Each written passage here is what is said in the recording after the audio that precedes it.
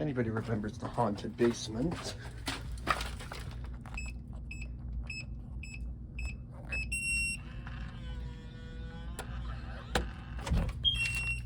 Oh, great. The freaking smoke detector's low on battery. Alright. That's the smoke detector. It's low on battery.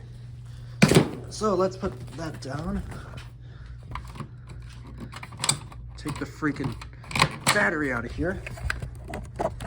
How do you...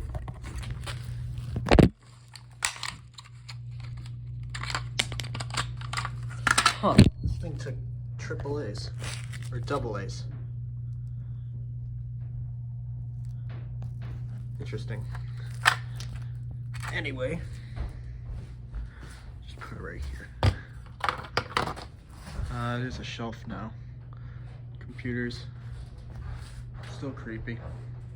But it's not flooded anymore, so that's a plus.